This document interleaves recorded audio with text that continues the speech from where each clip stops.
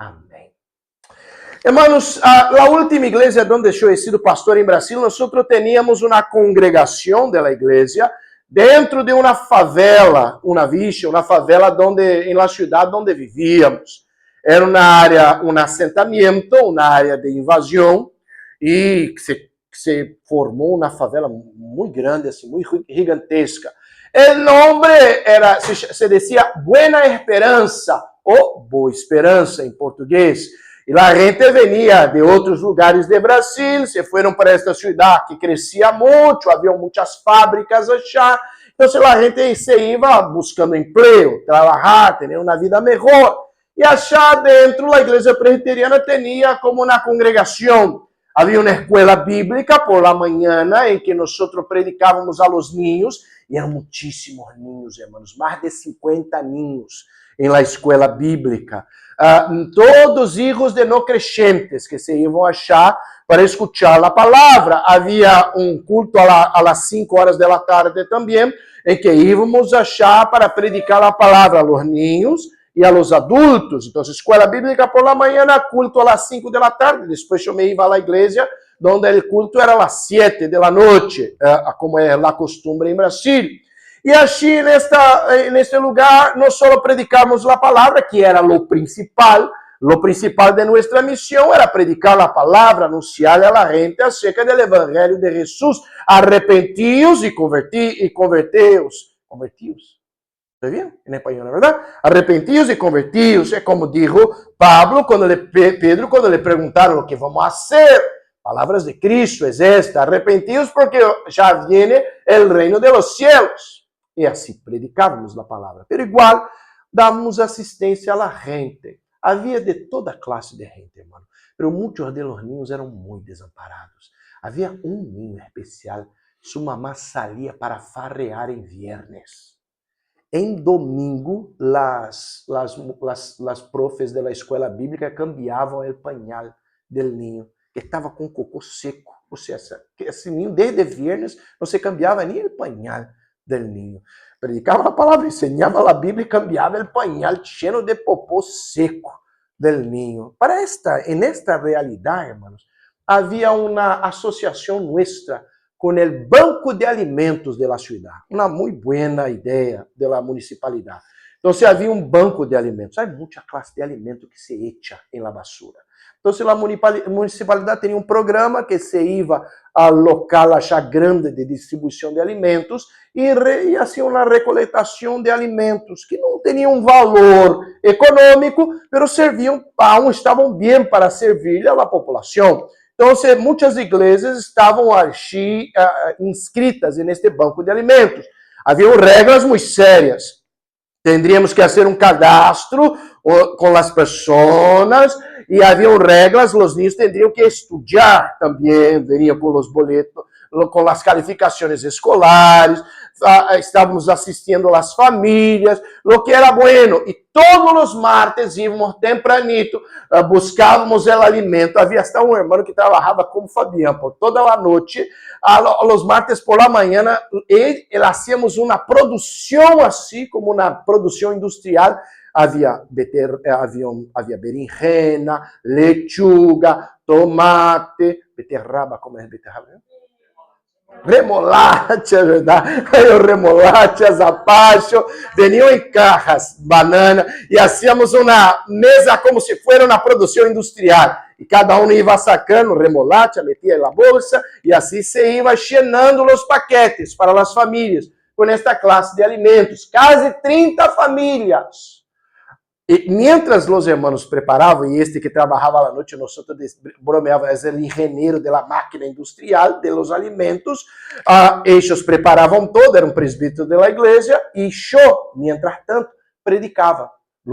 As 30 famílias se quedavam dentro da igreja, mientras estavam preparando os paquetes. E eu predicava a palavra. Agora, vos sabes que aún sim, eu tive muitos problemas com a igreja. Porque há gente que não estava, que dizia que isso era de balde, que não era essa nossa tarefa, assim. Mas como não? Era gente que passava hambre. Pero havia muitos assim que eram adictos, é verdade. Haviam muitos perezosos, alguns, é verdade também. Mas havia muita gente, hermano, a grande maioria, de gente que trabalhava, mas não se lhe alcançava o sueldo. E aquela comida era um complemento para comer de maneira sana, com verduras, com legumbres. E eu tinha muitos problemas em la assembleia da igreja todos os anos. Em especial, um que nem está em la igreja mais, que dizia, bueno que se vão todos ao inferno com barriga cheia. Que classe de cristiano é este, hermano? Porque nos contestava por que estavam dando comida para os pobres. Lo bueno é que se vão ao inferno de barriga cheia, por lo menos. De pança cheia. Que classe de amor é este, hermano? Que classe de vida cristiana é esta? Temos critério, é verdade. Pero como que eu não vou assistir el huérfano, la viuda, el mais pobre, mientras predico la palavra de nuestro Senhor? Claro que isso é uma tarefa também de los governantes, las autoridades, tal qual hemos visto acá em la palavra de Jeremias. Hay que acordar, Jeremias viveu em uma época muito complicada, o pueblo estava apartado de las coisas de nuestro Senhor, já não andava mais em los caminos de Jeová, já não hacía mais caso acerca de la palavra de Deus, e o Senhor já lhe havia dito, vai venir um exército estrangeiro, é necessário arrepentir-se. Haviam palavras de alerta do profeta, e os profetas fazem isso, homens e mulheres de Deus notificam a la gente, há um alerta, se quedem atentos, é chegado o tempo, como se nos disse aquelas escrituras sagradas, havia o pecado do povo e um inimigo a caminho, o profeta havia sido consolado, hemos visto domingo antepassado, em sua luta, em sua tarefa, e depois da consolação de Deus para com o profeta se levanta, primeiro, para confrontar o pecado de los poderosos e de las autoridades. Dura coisa é quando nós miramos a igreja cristiana evangélica em Brasil, associado a las autoridades, sem confrontar o pecado de los poderosos. É a primeira tarefa que nós temos que ter.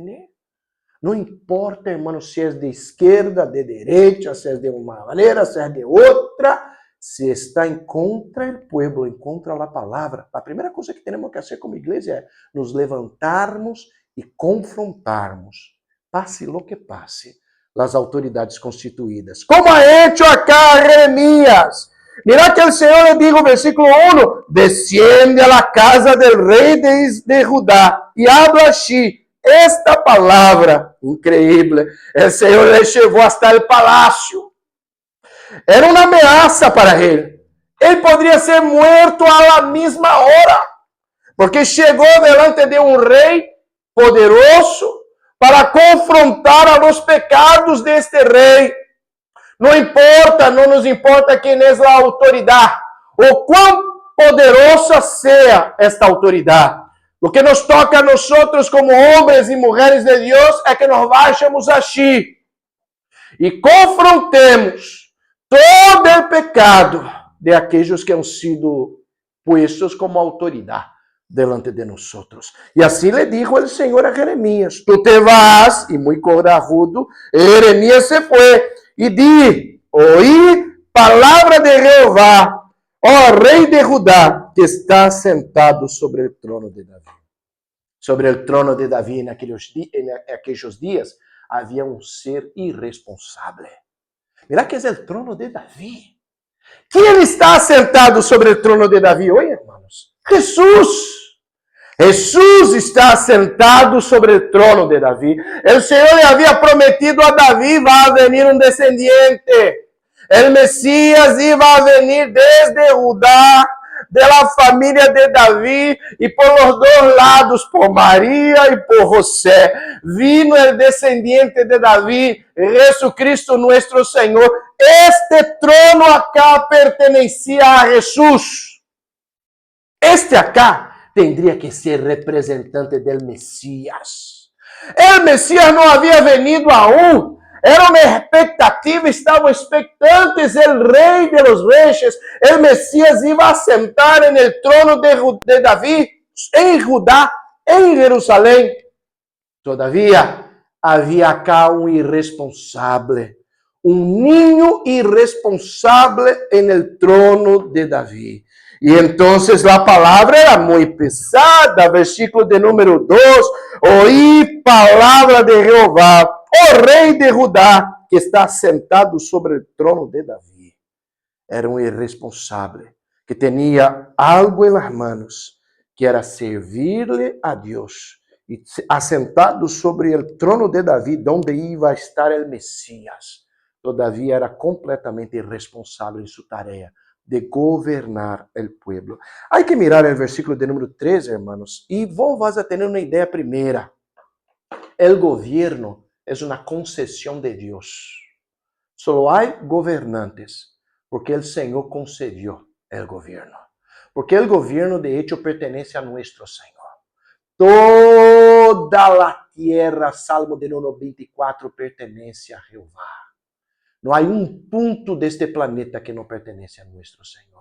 Quando o Senhor disse que, a palavra nos diz que o Senhor tem domínio sobre os reinos, sobre o mar, o que se passa a nós é que qualquer classe de governo é uma concessão de nosso Senhor. Porque o dueño desta terra acá não somos nós, é nosso Deus. O dueño de Brasil não pode ser, não são os governantes, é nosso Senhor. El dueño de Cuba no son los hombres, es nuestro Señor. El dueño de Uruguay no son los hombres, es nuestro Señor. Cualquier clase de gobierno humano es una concesión de la parte de nuestro Señor. Mira Darío, cuando estaba sobre Persia, el Señor le decía, Darío está allí con una concesión dada por Dios. Nabucodonosor, la misma cosa. Y el Señor le dijo a Pilatos, igual, vos solo tenéis gobierno porque mi Padre Celestial te concedió. No hay un gobernante que gobierne sin que sea una concesión de parte de nuestro Señor. Eso le da el derecho de hacer lo que quiera. No, por en contra.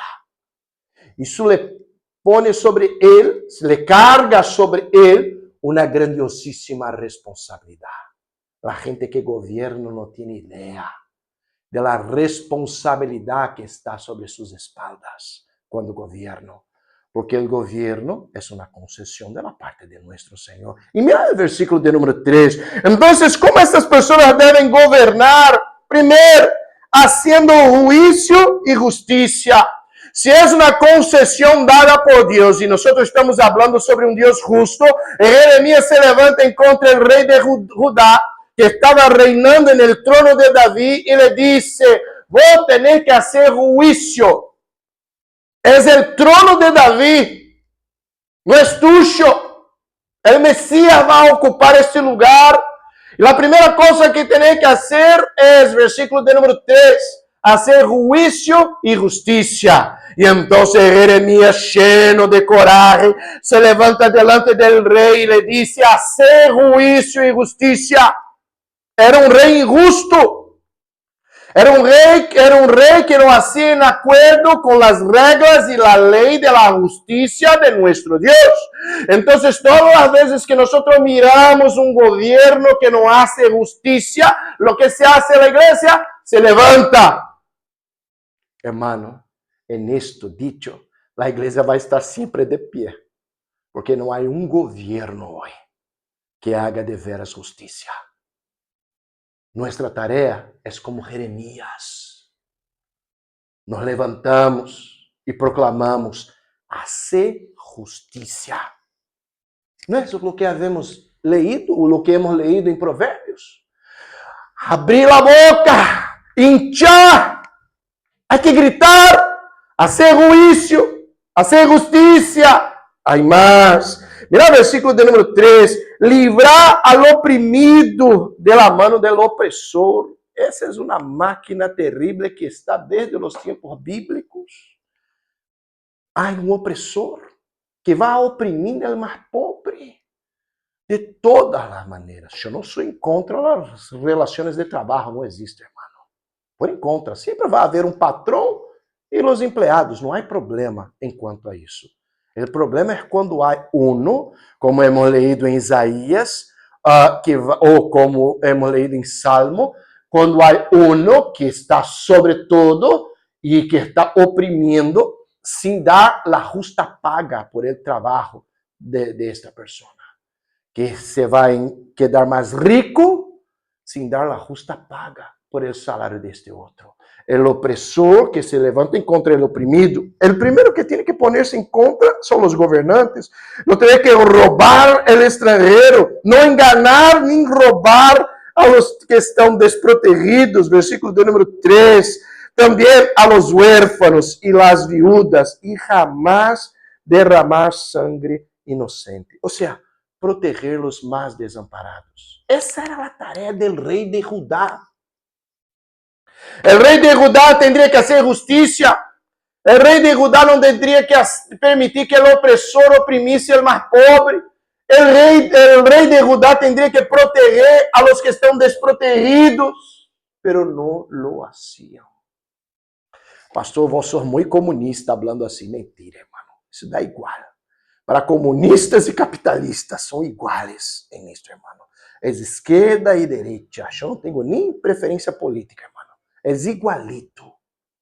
Oprimir uno, massacrar o outro, vale tanto para uno quanto para o outro. Como valia acá, que não eram nem comunistas nem capitalistas, pero de igual não haciam justiça nesta monarquia em Israel, em Judá. E o Senhor les dá uma palavra através de Jeremias, de que iam a viver em prosperidade, versículo de número 4, se obedecessem a Deus. Todavia, la mano pesada de nuestro Senhor vendría, versículo de número 5, sobre todos ellos, sin excepción. No te engañes. Cristina, muitas vezes nós charlamos, Cristina e eu, e Cristina, por que Deus não hace justiça rápido? Eu lhe dije, Cristina, calmate, pero hay tanta gente mala en el mundo, porque não é rápida a justiça de nuestro Senhor. Calmate, eu le digo a Cristina, não há uno que não vá sofrer quando não esteja em acordo com este texto acá, oprimindo ao mais pobre, haciendo el daño a los más desamparados. Isto enfurece a nuestro Senhor. Que desamparados, que huérfanos e viúdas, e se derrame a sangre inocente destas pessoas, delante de uma pessoa que tendría que protegê-los. Isto enfurece muitíssimo a nuestro Senhor. E também nos deve deixar indignados. Como indignado estava o profeta Jeremias, muito corajudo, que se levantou, e eu não te dije antes, que seria um homem que se iba a levantar em contra do sistema, com a boa causa, usando de las buenas herramientas, e com uma palavra pesada delante de los governantes de la época. Salta comigo até o versículo de número 13. E já te dije que o Senhor abomina a injustiça, se enfurece o Senhor delante de la injustiça. E ele disse, versículo 13, ai del que edifica sua casa sem justiça e sua sala sem equidade, servindo-se de seu prójimo de balde e dando-lhe el salário e não dando-lhe el salário de seu trabalho. Pensando que Jeremias estava no palácio. Mientras Jeremias estava no palácio, uma linda, grande casa, cheia de madeiras del cedro del Líbano, construída por Salomão. Lindo, espacioso lugar, cheio de ventanas. As casas da época não tinham tantas ventanas, eram insalubres. El palácio não. Ele predicava no palácio cheio de ventanas. E decía al rei, maldito es este que construye su casa sin pagar el debido sueldo a los más pobres trabajadores. Que palavra pesada. Vos vivís de uma maneira rica e regalada, mientras outros estão vivendo de esta maneira. Ou seja, o Senhor abominava muitíssimo a injustiça. Aqueles que se enriquecem é uma palavra em espanhol, irmãos. Se enriquecem a la custa de los más pobres. ¿Cuántas veces pastor ya nos dijo del régimen allá en Cuba? Que los líderes del partido tienen una vida regalada, rica, buena, los hijos en Europa y los otros cada vez más pobres. Es que yo te dije, para comunistas y capitalistas en este punto es igual, porque es el pecado instituido en la humanidad, en que unos van a enriquecer bajo el costo del otro. Eso no se puede. Es una abominación, dijo el profeta, delante del rey de Judá. Y hay más. Versículo de número 14. Edificaré para mí casa espaciosa y salas airosas y le abre ventanas a la cumbre del cedro y pinta de vermellón. Enriquece y aún acumula riqueza a partir del gobierno. Dura cosa es esto también, hermano. Cuando tú miras un político que no tenía cosa alguna, 3, 4 mandatos después, tiene mucho más do que nosotros juntos acá vamos a tener por toda la vida. 2, 3 años solo nomás, 4 máximo, y lleno de plata, justo porque es un político y del gobierno. ¿Qué hacemos nosotros? ¿Nos callamos? No, nosotros tenemos que ser los primeros a denunciar tal abominación, porque esto no es agradable a los ojos de nuestro Señor. Mi hermana es militar y un hombre muy creyente. Era de la Marina de Brasil. Y él cuidaba de una parte de la administración de la Marina que era para comprar combustible para todos los navios de la Armada Brasileña. Casi 60 navios de guerra. E ele tinha a tarefa de comprar combustível para navios submarinos, e assim lo era. Vos sabe que ele começou a sofrer uma persecução em seu trabalho, porque ele não se permitia, ele não aceitava coimar. E havia os de adentro e os de afuera que queriam quedar-se ricos com a plata do governo, com a plata da gente. E ele se mantuvo firme, no, hasta um ponto que minha cunhada me chamou e me disse, vos tenés que poner tu igreja em oração por tu irmão. Tamanha a pressão que ele sofria. Depois le levaram para um outro lugar para comprar uniforme para os militares. E uma vez mais a mesma pressão. Quanta pressão! Porque queriam coimar, sobrevalorar os uniformes para que sempre um ou outro tuviera plata e pudesse quedar-se rico com a plata do governo. O que hacemos nós como igreja? Denunciamos e decimos, isso é malo, isso é uma abominação delante de nosso Senhor. Como hizo Jeremias, apuntando este pecado del rei de Judá. E então finaliza o profeta. Versículo de número 15, versículo de número 16. Reinarás porque te rodeas de cedro. Não comeu e bebeu tu padre, hizo juízo e justiça, e então le foi bem, e le hace acordar a Salom de como era su padre. E então nos dijo el versículo 16, ele juzgou la causa del afligido y del menesteroso, y entonces estuvo bien. El hijo no hacía la misma cosa que su padre, ahora que estaba en el trono de David. Y ahí viene. ¿No es esto conocerme a mí? Dijo Jehová. Yo quiero conocerle más a Dios.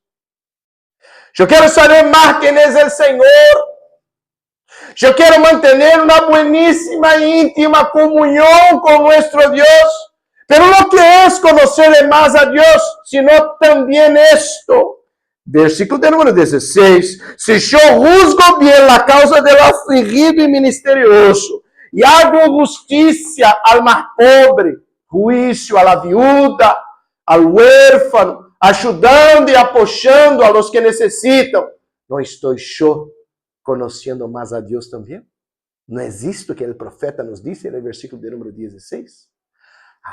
Tantas cosas, yo levanto las manos, yo adoro, alabo a Dios, yo estoy conociendo más a Dios, pero me olvido de ejercitar la justicia en favor del menospreciado afuera. ¿Qué clase de Dios es esto entonces que yo conozco?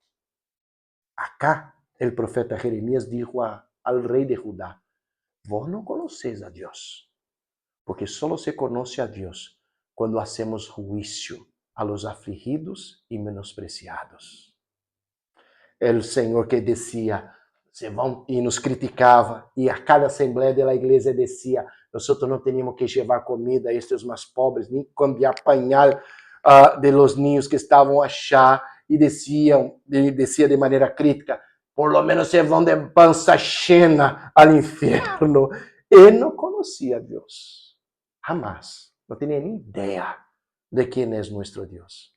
Porque para conhecer a nosso Deus, dijo o profeta Jeremias ao rei de Judá, que é necessário fazer juízo al afligido e misterioso.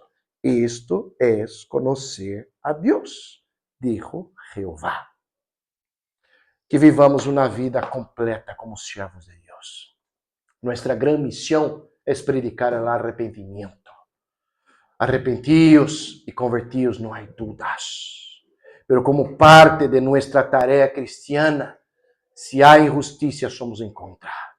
Se há governo que oprime a los mais débiles, somos em contra. Se há os que misteriosos e os afligidos que necessitam de ajuda e não ajudamos, tampouco conhecemos a Deus. Como nos disse aquela palavra, que me serve se eu digo que amo a Deus, a quem eu não le vejo e não le apoio aquele meu irmão, meu próximo, a quem vejo. De que me serve que eu veja, dijo Juan mais adelante, uma pessoa que sofre frio, hambre, e eu lhe digo, vete em paz, saciados e está tudo bem, sem dar-lhes provisão. Que classe de cristão sou eu? Que aprendamos com a dura palavra do profeta Jeremias a este niño irresponsável que estava no trono de Davi. Nuestra tarea, pase lo que pase, não importa quem são os governantes, é uma palavra dura como a de Jeremias, vivir uma vida correta, ajudando e apoiando, incluso os afligidos e menospreciados. Que Deus nos ajude, irmãos, e assim seamos, em nome de Jesus. Amém? Graças a Deus por la palavra de nosso Senhor. Vamos cantar, hermanos. Há último hino, é novo também.